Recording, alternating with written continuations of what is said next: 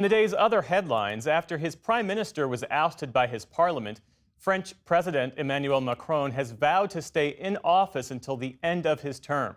The no-confidence vote in the National Assembly yesterday forced Prime Minister Michel Barnier to step down after just 3 months. That's the shortest tenure of any prime minister in modern French history. It also left the country without a functioning government. In a fiery, defiant televised address, Macron blamed the chaos on opposition lawmakers for putting their own interests above the country. Et hier donc, le gouvernement a été censuré. Yesterday, the government lost a no-confidence vote, despite the concessions made by Prime Minister Barnier, because the far right and far left joined together in an anti-Republican front. I will never take the blame for the lack of responsibility of others, notably lawmakers who choose knowingly to bring down the government of France. Macron has said he will name a new prime minister within days. The replacement will have to lead a deeply divided parliament where no party holds a majority.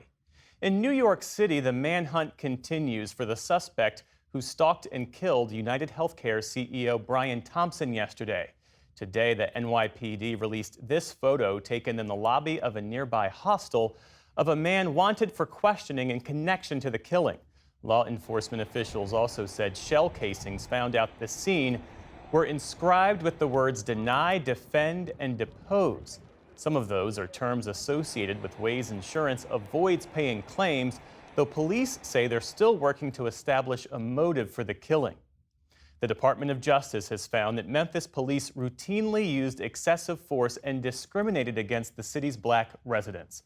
That's after a 17-month investigation prompted by the fatal beating of a black man, Tyree Nichols, during a traffic stop last year.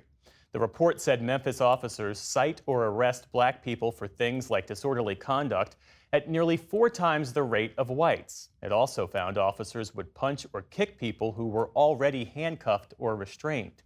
Today, DOJ's top civil rights attorney said that was a breach of public trust. The practices I described, however, violate the Constitution and federal law. They harm and demean people, and they promote distrust, undermining the fundamental safety mission of a police department. The DOJ said it could sue if the city doesn't agree to what's called a consent decree, requiring Memphis police to pursue reforms under federal oversight. Memphis's mayor says the city has already made positive changes to its policing and pushed back on the need for a binding deal. The Secret Service is promising to reorganize and reimagine how it operates months after a gunman attempted to assassinate President-elect Donald Trump at one of his campaign rallies in Butler, Pennsylvania this past summer. One attendee was killed. On Capitol Hill today, Acting Director Ronald Rowe faced a grilling from a bipartisan House task force investigating the shooting. Lawmakers pushed for answers about communication failures between Secret Service and local police and how agents missed or didn't speak up about glaring security vulnerabilities at the rally. Congressman Jason Crow pressed the acting director.